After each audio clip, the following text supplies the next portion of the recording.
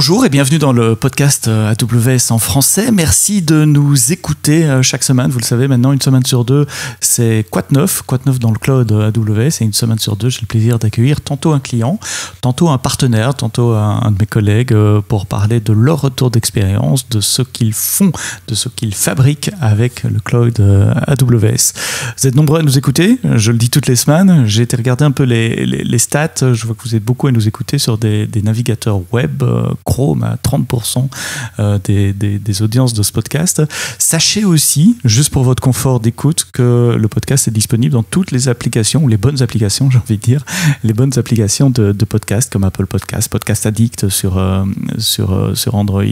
Donc si vous voulez nous télécharger puis nous écouter hors ligne, libre à vous de nous écouter pendant le jogging, la cuisine, en voiture ou d'autres endroits, plutôt que nous écouter en ligne. Voilà qui est dit.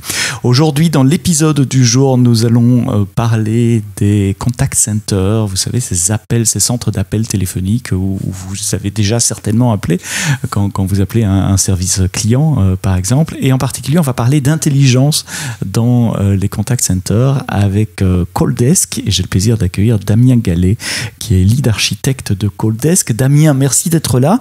Dis-moi, Calldesk, c'est quoi ? Alors, chez Calldesk, on veut révolutionner le service client et pour ça, on veut rendre le service client plus accessible. Et en fait, ce qu'on constate actuellement pour tous les clients des services clients, c'est que c'est compliqué d'appeler un centre d'appel. On va devoir passer longtemps au téléphone à attendre un conseiller. Donc nous, ce qu'on va fournir à nos clients, c'est des agents virtuels conversationnels, donc des robots qui vont décrocher le téléphone à la place des agents pour tous les appels simples et potentiellement tous les petits appels répétitifs qu'il va y avoir dans le call center. C'est le robot qui va décrocher l'appel, que ça soit le soir, le week-end, en moins de 2 secondes. Et donc, on va pouvoir traiter de bout en bout la demande du client ou simplement faire une phase de préqualification sur laquelle on va demander quelques petites informations, par exemple le nom, le prénom de la personne, son numéro client, et après, on va transférer un conseiller qui va pouvoir prendre en charge l'appel en totalité. D'accord, donc vous allez mettre des chatbots, si je résume, en reprenant un mot que les gens connaissent bien, dans les centres d'appel.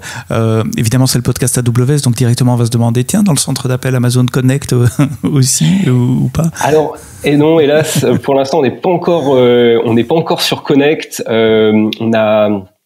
Connect, pour l'instant, fournit pas des interfaces en fait qui nous permettent de nous intégrer facilement avec eux. Connect fournit des numéros de téléphone en fait sur lesquels on va pouvoir se brancher.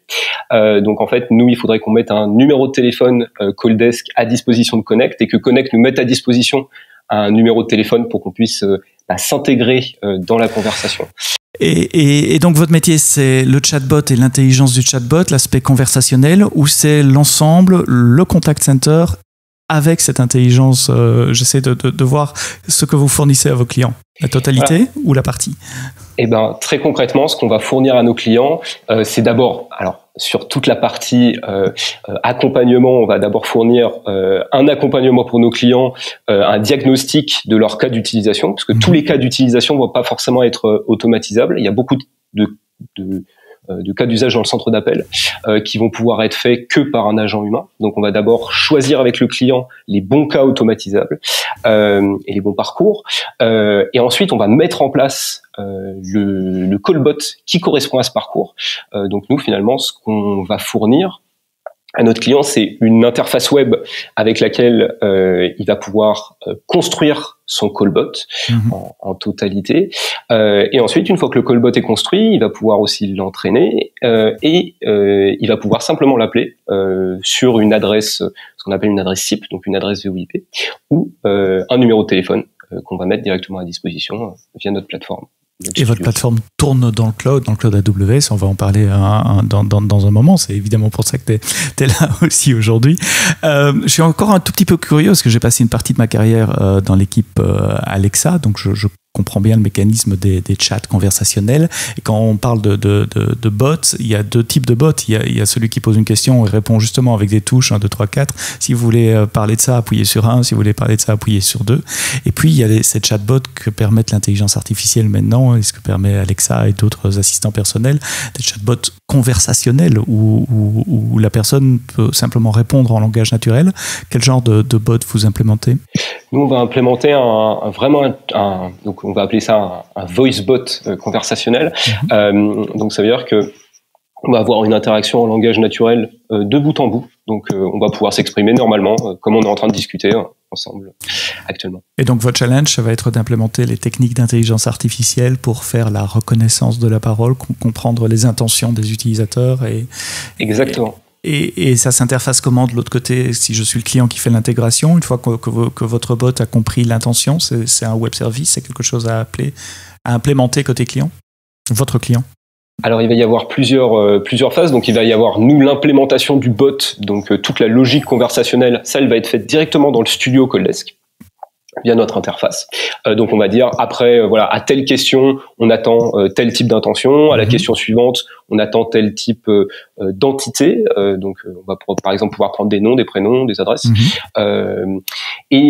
Ensuite, une fois qu'on arrive à certains points de la conversation où soit on a besoin de data, soit on veut en pousser sur le système du client. Donc là, en fait, on va pouvoir simplement faire des intégrations avec des API. Donc on va faire soit de manière spécifique pour le client, donc de notre côté en déployant des fonctions lambda spécifiques, ou alors on va pouvoir le faire avec des actions un petit peu plus génériques qu'on a mis en place directement dans notre outil. Ah oui, quand tu dis que vous avez besoin de donner à un moment de la conversation, imaginons que le client a donné son numéro de client ou c'est identifié d'une façon ou d'une autre, vous allez rechercher l'historique des commandes de ce client par exemple, ou si je dis que je veux une pizza, aller chercher la liste des pizzas qui sont disponibles, c'est ce genre d'API là? Complètement, puisque de toute façon, finalement, un callbot qui serait juste construit indépendamment de tout système d'information, il aurait finalement assez peu d'intérêt parce que l'interaction, elle serait pas du tout personnalisée. On pourrait pas non plus avoir d'enregistrement de demande, par exemple, puisqu'il y aurait pas de dialogue avec le système du client. Donc voilà, on va faire de la récupération donc en fonction d'un numéro de téléphone, en fonction d'un numéro de dossier, et en fin d'appel, on va pouvoir pousser aussi toutes les données dans le CRM pour que nos clients ils puissent aussi avoir des expériences omnicanales les plus consistantes possibles. Qu'est-ce que ça veut dire en matière d'infrastructure IT que vous avez besoin pour pouvoir rendre ce service à vos clients? Il faut, j'imagine évidemment une grosse partie apprentissage machine, inférence, NLU, etc. Il y a des aspects latence probablement aussi. Vous pouvez pas attendre des secondes et des secondes avant de répondre. Quelles sont les principales contraintes que vous avez en termes d'IT? Alors, on a beaucoup de contraintes techniques parce que là, on est vraiment sur un système qui est complètement temps réel. Donc, on va avoir toute une première couche donc sur toute la partie runner, donc vraiment le moment où on va prendre les calls. On va avoir toute une couche de téléphonie sur laquelle il faut qu'on ait le moins de latence possible. Il faut pas qu'on ait de perte réseau de manière à ce qu'on ait une conversation qui soit toujours optimale avec nos clients. Et comment, je t'interromps avant d'aller sur les autres, on va y aller une par une des contraintes. Donc première contrainte, la téléphonie. Comment on prend un appel téléphonique dans le cloud? Ça peut être une question un peu naïve de ma part, mais je peux faire un appel HTTPS, mais si j'ai un 06, je fais quoi? Alors justement, donc il y a deux cas de figure. Alors nous, le cas de figure qu'on va mettre en place un peu de manière générique, ça va être finalement un appel VoIP. Donc en fait, dans le cloud, les deux agents qui veulent dialoguer entre eux, ils vont chacun disposer d'une adresse. Donc nous, on est en SIP, donc ils vont chacun disposer d'une adresse SIP qui ressemble grosso modo à une adresse email avec un nom d'hôte et un nom d'utilisateur. Donc chacun, grâce à ces adresses SIP, chacun des agents peut réussir à voir l'autre et à le contacter. Une fois qu'on a réussi à résoudre l'adresse de l'autre agent, on peut commencer à établir la session. Donc là, on va vraiment utiliser le protocole SIP pour établir la session avec le client.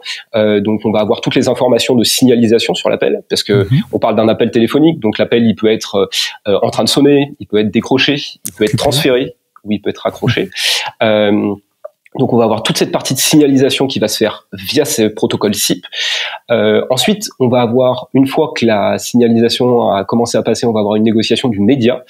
Et à ce moment-là, en fait, les agents vont indiquer comment ils communiquent entre eux, leurs médias. Donc on est dans le cadre d'un média duplex, puisque on va avoir l'appelant l'appelant qui parle qui parle à l'appelé. Les deux peuvent parler en même temps, comme on est en train de faire là. Et inversement, exactement.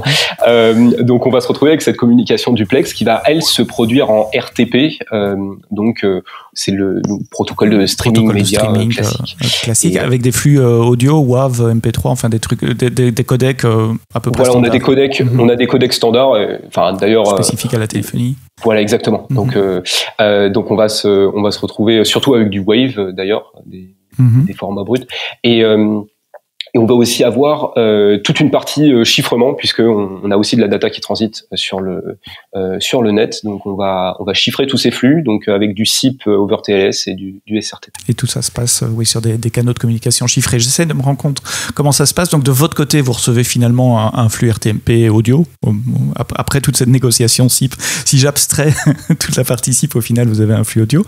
Et de l'autre côté, est-ce qu'il me manque encore une brique de l'autre côté, vous avez des accords avec des opérateurs téléphoniques, ou comment est-ce qu'on amène un flux SIP sur une instance OC2 pour parler très concrètement? Non, mais concrètement, on va avoir plusieurs fournisseurs de téléphonie avec lesquels on est intégré. Donc l'intégration avec le fournisseur de téléphonie est pas forcément triviale, mais une fois qu'elle est faite, finalement, on va acheter des numéros de téléphone auprès de notre fournisseur de téléphonie, et chaque numéro, ça va devenir un point de terminaison pour les appelants du réseau classique, et donc finalement depuis le téléphone, il suffit de composer le numéro pour appeler notre fournisseur, qui va lui avoir un client SIP en interne et qui va dialoguer avec nous. Oui, donc c'est lui qui fait la magie de passer du téléphone à l'IT, et puis simplement il appelle un endpoint, il appelle une adresse IP chez vous pour un numéro donné.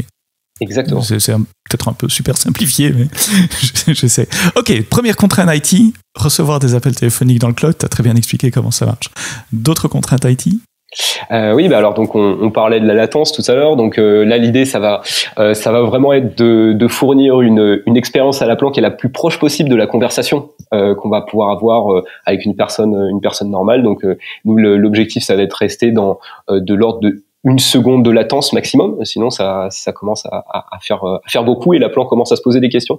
Donc on va rester dans cette seconde de latence, et pendant cette seconde, entre le moment où la personne finit de parler et le moment où nous on répond, et nous, il faut quand même que on fasse toute la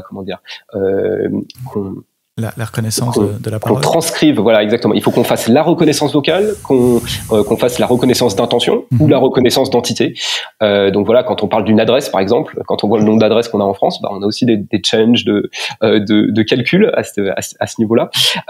Et ensuite, on va avoir, une fois que toutes ces reconnaissances sont faites, on va avoir le dialogue manager qui va choisir finalement la prochaine phrase qui va être dite, et qui va l'envoyer au synthétiseur vocal, qui va lui retranscrire la phrase dans l'autre sens. Donc voilà, un process qui est assez complexe, et justement sur lequel on se base beaucoup sur le cloud pour accélérer nos processus. Oui, si vous nous écoutez, que vous avez déjà joué avec Amazon Lex ou avec Alexa, vous comprenez dans ce que Damien dit. Et en fait, il y a une phase de transcription. On va de la voix, du RTMP, WAV sur du texte. Puis il y a une phase d'analyse du texte, c'est ce qu'on appelle le NLU, le Natural Language Understanding, où il faut comprendre l'intention, que ce que la personne voulait dire. Dans cette intention, il peut y avoir des variables. Si je commande une pizza, le nom de la pizza, c'est une variable. Si je donne une adresse, comme tu as dit, ou un prénom, ce sont des variables. On appelle ça des slots sur Alexa. Je crois que ça porte un autre nom dans la théorie NLU des entités, c'est ça. Et donc, c'est tout ce que vous faites en quelques millisecondes. Éventuellement appeler l'API de votre client, et puis composer la réponse. Et puis, il faut orchestrer ce dialogue, puisqu'en fonction de la réponse, ça peut être une autre question ou une autre réponse, etc. Et donc, ça, c'est la gestion de dialogue. Aussi retenir ce que la personne a dit de fois en fois. Et donc, ce concept de session. Exactement, donc on va vraiment tout au long de la conversation avec le client, on va avoir toute une partie stateful qui va conserver justement l'état de la conversation de tour en tour, qui va aussi conserver l'état des appels web service, de la data qu'on a pu récupérer chez notre client, parce que souvent on récupère de la data au début de l'appel et on la pousse en fin d'appel. Et d'ailleurs, justement, on va beaucoup utiliser l'asynchronisme pour éviter de faire attendre le client. Donc typiquement, quand on va commencer à répondre à l'appelant, on n'a pas encore la fin de la phrase. Voilà, on commence à lui répondre sans vraiment savoir ce qu'on va dire à la fin. Et donc au fur et à mesure, on complète et on demande au synthétiseur vocal de nous pousser les informations dans le pipe. Ça me fait rire parce que c'est comme ça que je commence le podcast aussi. Je sais pas ce qu'il y aura à la fin ou même quand je commence une phrase, je suis pas sûr d'où je vais aller. Mais effectivement, on peut déjà balancer le début d'une réponse en attendant le retour d'un appel d'API et construire le texte comme il revient. Donc beaucoup de NLU, vous le fabriquez vous-même, vous utilisez les solutions. J'ai mentionné Lex, donc il y a des solutions qui existent dans le cloud. Comment ça marche ? Alors non, justement là on va vraiment se reposer sur la solution qu'on a développée en interne. Donc spécifiquement et qui est très très spécifique à la voix en fait, puisque on se retrouve avec des caractéristiques de la voix qui sont assez différentes de toutes les caractéristiques qu'on peut avoir dans la reconnaissance textuelle classique ou par exemple dans les chatbots. Donc on va se retrouver avec par exemple, par rapport à des chatbots vocalisés, notre NLU va avoir des spécificités qui sont assez particulières.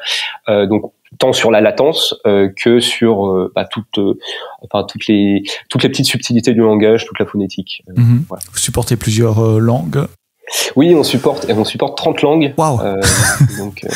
Je dis wow parce que ayant travaillé pour Alexa où on en supporte 7 ou 8 si on compte pas les variants régionaux comme français, belge, français, canadien, français. 30 c'est énorme.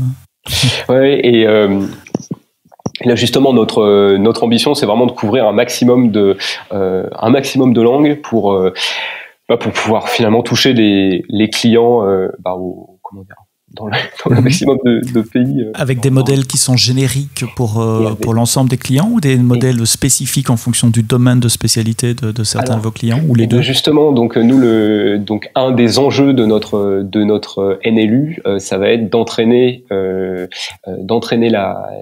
les modèles sur les jeux spécifiques de nos clients, de manière d'abord à ce qu'ils gardent finalement tout leur savoir-faire métier, ce qui soit bien intégré dans les bots d'une part, et puis que les performances soient aussi au rendez-vous.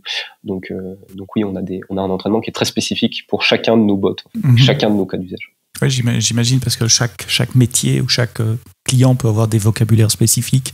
Donc, il faut arriver à entraîner les modèles, à la fois les modèles de reconnaissance, donc ceux qui font la transcription, que les modèles de compréhension NLU. Et tout ça tourne sur de l'EC2 à grande échelle sur plein de régions AWS. Alors, justement, pour l'instant, on est principalement basé sur une région AWS et on va beaucoup utiliser, donc, on va être sur une architecture qui est complètement serverless, donc on va utiliser énormément Lambda, donc pour toutes les invocations, par exemple pour toute la partie NLU en fait, on va faire du NLU on demand, donc avec Lambda pour paralléliser les traitements. Attends, là je t'interromps parce que c'est intéressant. Vous faites des points d'inférence sur des modèles d'apprentissage automatique sur du Lambda? Ou c'est l'interface, l'API qui est en Lambda et puis qui appelle une EC2 derrière? Non, finalement, on va être tout tourne sur la Lambda et donc ça a été un des gros enjeux d'architecture aussi, de pouvoir positionner tous les moteurs d'inférence sur les Lambda. Donc, et ça veut dire qu'il n'y a pas d'accélération GPU ou des choses comme ça? Non. Et c'est toute la subtilité justement des modèles qui doivent être finalement qui ont des contraintes de ressources très limitées parce qu'on est sur des Lambda où on va avoir maximum 2 ou 3 gigas de RAM et donc une capacité mémoire de taille disque qui va être limitée aussi, donc des modèles qui sont très très petits et donc aussi une cadence CPU qui est pas forcément optimale. Donc voilà, pas mal de challenges à ce niveau-là aussi. J'imagine, on va continuer à parler de votre architecture. J'ai encore des questions parce que maintenant que tu as dit Lambda pour faire du NLU, j'ai plein de questions. Mais Ça veut dire qu'il n'y a pas de persistance non plus. Ça veut dire que vos modèles, ils sont sur S3 probablement. Donc la Lambda qui s'initialise doit télécharger le modèle. Est-ce que vous n'avez pas un problème de call start avec Lambda, ou si oui, comment est-ce que vous l'avez contourné? Alors justement, donc un des axes, c'est évidemment d'avoir des modèles qui sont toujours les plus légers possibles. Et là-dessus, il y a beaucoup de recherches pour faire. Mais on va aussi, pour toutes les problématiques de call start, on va aussi pré-warmer des lambda de manière systématique. Quand on a des calls qui arrivent, on pré-warm les lambda de manière à ce qu'elles soient toujours disponibles quand notre conteneur d'appel les appelle. Et donc un minimum d'instances EC2, une architecture serverless. Alors voilà, justement, la partie serverless, on va aussi l'avoir sur toute la gestion de l'appel. Donc toute la gestion de l'appel va être faite sur Fargate. Donc on va instancier globalement un conteneur Fargate par appel pour avoir une isolation qui est la plus forte possible. Donc chaque appel va aboutir sur un conteneur Fargate qui va ensuite s'occuper de toute la partie stateful du call et va appeler les différentes API qui vont lui permettre de gérer tout le On parlait de dialogue manager, de gestion de session, donc là forcément il y a de l'état pendant un appel, donc vous pouvez pas faire ça uniquement en lambda. Et donc l'orchestrateur, le dialogue manager, c'est dans un container, c'est ça, et lui appelle différents API lambda pour les différents services NLU, NLP au fur et à mesure de l'appel. Voilà, c'est à peu près comme ça que ça va se passer. On va avoir aussi une partie du dialogue manager qui va aussi être dans lambda, donc on va systématiquement avoir des fonctions qui sont stateless, et donc tout l'enjeu ça va être d'informer ces fonctions du statut de l'appel. Donc là on va avoir des objets spéciaux qui vont stocker les statuts de manière à informer les parties du dialogue manager de là où on se positionne dans la conversation. Et Fargate, pour ceux qui connaissent pas, c'est un mode de déploiement. C'est pas vraiment un service. Enfin, je sais jamais où le positionner exactement. C'est un mode de déploiement pour des services ECS et EKS, qui sont des services d'orchestration de containers, Docker. Donc ECS avec l'orchestrateur AWS, EKS avec Kubernetes, que vous connaissez et que vous aimez bien. Et en traditionnel, vous deviez gérer les instances EC2 vous-même pour donner à ces orchestrateurs une plateforme d'exécution pour vos containers. Et avec Fargate, il y a plus d'instances EC2. En tout cas, il y en a plus à gérer, vous les voyez plus, donc vous êtes vraiment en serverless, vous avez que vos containers dans le cloud. D'autres contraintes sur l'IT? Alors oui, on va aussi avoir deux contraintes supplémentaires sur la scalabilité. Donc on peut se retrouver avec des grosses variations du nombre d'appelants en fait dans notre plateforme, parce que ce qu'on fournit à nos clients, c'est un bot, mais on lui donne pas de contraintes en fait sur le nombre d'appels qu'il peut faire en parallèle. Donc ça va être notre mission de pouvoir gérer en temps réel le volume d'appels qu'on reçoit. Vous en parlez avec le client avant au niveau du déploiement? Là-dessus, évidemment, au niveau du déploiement, nous on va prendre la volumétrie nominale du client pour pré-provisionner les instances en amont des déploiements, mais ça se fait tout de manière automatique. Et on va se retrouver aussi avec des épisodes où le client n'a pas forcément anticipé en fait qu'il va se retrouver avec une grosse charge. Donc c'est pour ça que souvent on se retrouve le lundi matin alors qu'on est en train de se réveiller à 7h le matin, et si on voit le statut de la prod, on voit que il y a 5 fois plus d'appels aujourd'hui que les autres lundis matins, parce que par exemple on travaille beaucoup d'assureurs en fait. Donc il y a eu une tempête en Bretagne, il y a des inondations, et finalement beaucoup de gens vont appeler leur service client à ce moment-là, et donc on va avoir la plateforme qui va finalement scaler automatiquement. Et d'ailleurs c'est un cas qu'on a eu le jour de l'annonce du premier confinement, en mars dernier, où on a eu le flux d'un de nos clients qui a été multiplié par 5 sans qu'ils nous préviennent en fait. Donc on a fait le temps. C'est ce qu'on appelle l'effet capital ou l'effet 20 heures quand votre solution est nommée dans un grand média par exemple, et qu'il y a une montée en charge. Comment gérer ces pics de charge? Quoi d'autre?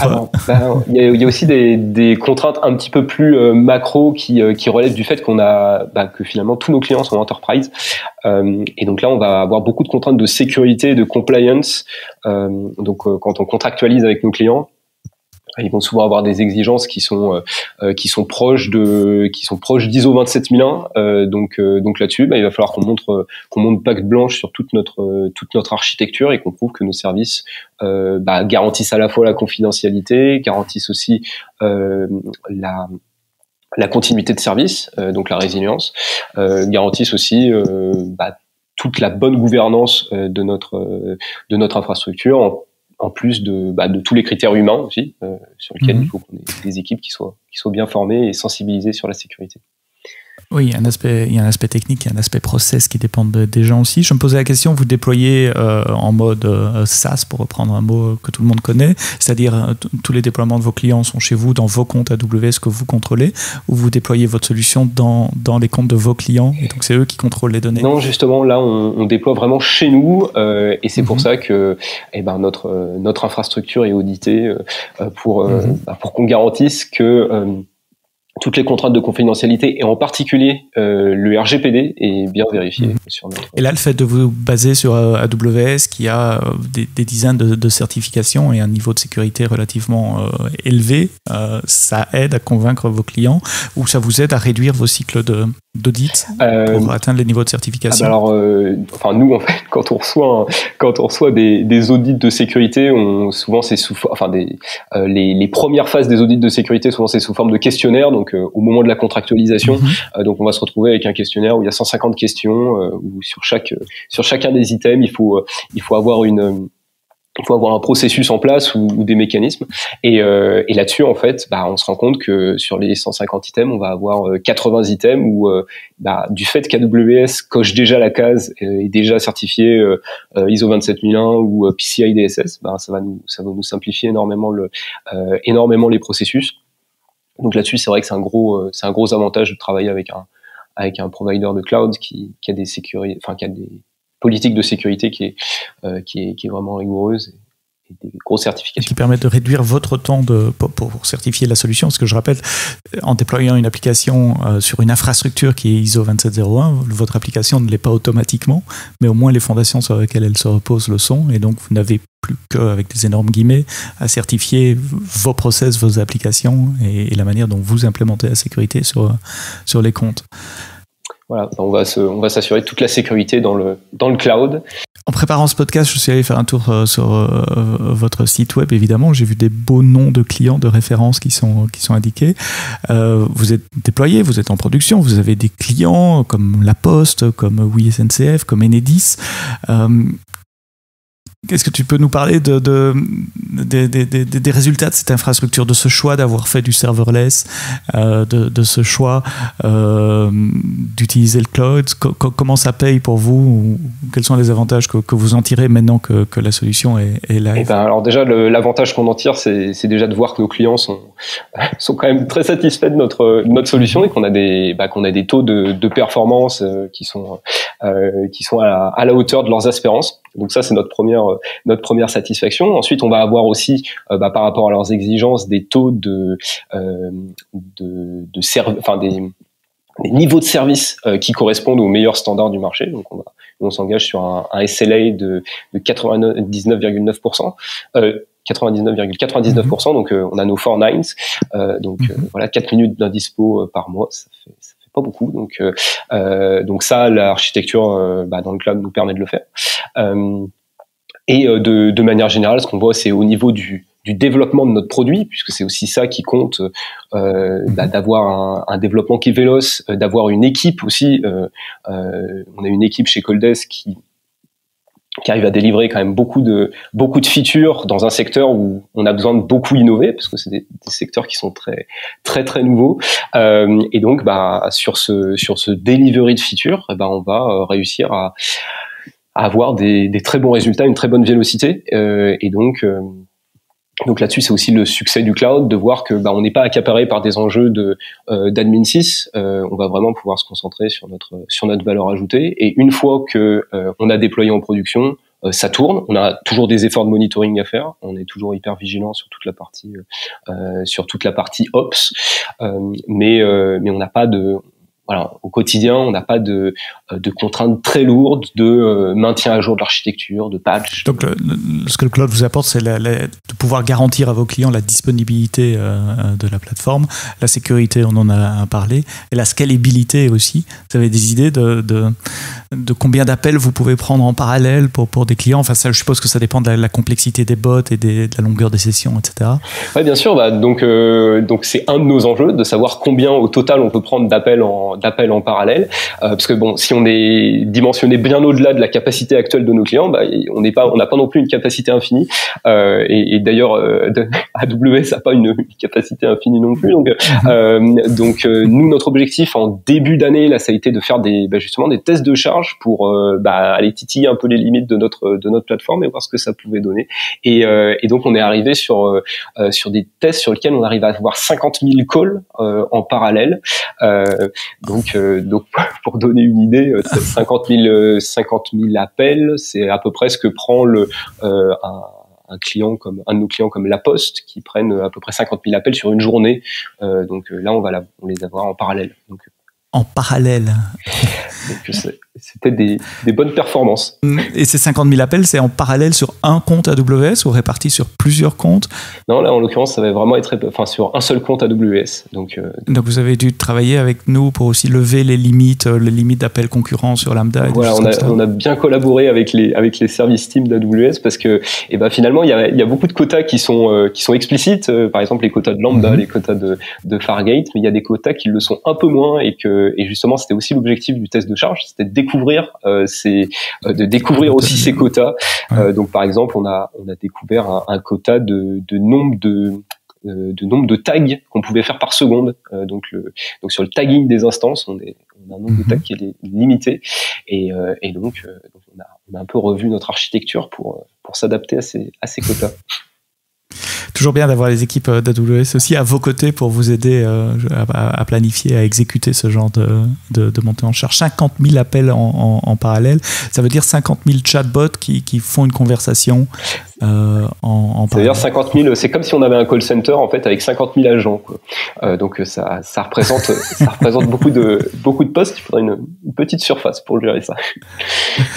Vous êtes au centre des call centers et de l'intelligence dans les call centers. Comment tu vois le futur? Et ma question est double. D'abord, le futur peut-être des call centers, de l'intelligence dans les call centers en général, et puis le futur de votre infra AWS. Ouais. Qu'est-ce que vous essayez d'améliorer encore? Alors, on essaye toujours d'améliorer la performance de nos bots, donc toujours améliorer la compréhension, faire qu'on s'approche au maximum de ce qu'on pourrait avoir en termes de dialogue avec un humain. Donc ça reste toujours un gros challenge. Et on va aussi avoir toute une expertise, ce qu'on appelle le CX, donc la Caller Experience, qui est quelque chose qui est assez nouveau. On connaît de l'UX depuis longtemps. On a tout l'enjeu CX, et chez Codedesk, on a toute notre équipe produit qui bosse beaucoup autour de cet enjeu-là. Donc voilà, comment améliorer cette expérience client avec une IA. On va aussi avoir toute la problématique de nos clients, parce que finalement en fait on est en train d'accompagner la migration de nos clients vers le cloud. Donc nos clients, ils sont beaucoup on-premise pour l'instant. Il y a 70% de nos clients call center traditionnellement, qui ont encore leur rack de PABX qui sont dans une salle climatisée. C'est un placard. Chez eux, exactement. Donc là, on accompagne vraiment la migration vers le cloud, et donc dans ce contexte-là, évidemment, on met l'intelligence artificielle au centre du jeu. Voilà, ça c'est plutôt pour le futur de la société et du business. Et après, au niveau du futur de notre architecture, donc comme je le disais, nous chez Codedesk, on a une grosse on essaie vraiment de mettre la team, notre équipe et nos développeurs vraiment au centre de toutes nos activités. Donc là, le but, c'est d'accélérer nos développements, de rendre la vie de tous les devs de l'équipe la plus facile possible. Donc en mettant en place des environnements personnalisés par développeurs, en mettant en place tous les process d'infrastructure as code qui permettent de déployer de manière la plus safe possible, sans avoir la petite goutte sur le front au moment où on pousse en prod. Donc là-dessus, on a déjà une architecture qui tourne très bien, mais le but c'est toujours d'aller un petit peu plus loin dans cette direction. D'améliorer les process, c'est le genre d'environnement que les développeurs adorent. Je mettrai les liens évidemment vers codedesk.io ai.fr dans les notes du podcast. Damien, merci d'avoir levé un coin du voile sur vos services et surtout comment ils marchent avec 50 000 appels en parallèle. On s'en tient élu à partir de Lambda. J'aurais appris deux choses aujourd'hui sur la faisabilité, la scalabilité du cloud et des fonctions Lambda. Damien Gallet, lead architecte chez Coaldesk, merci à vous d'être resté jusqu'au bout et avoir écouté ce podcast AWS en français. Rendez-vous la semaine prochaine pour un prochain épisode. On parlera des nouveautés des 2 dernières semaines sur AWS. Et d'ici là, quoi que vous codiez, codez-le bien.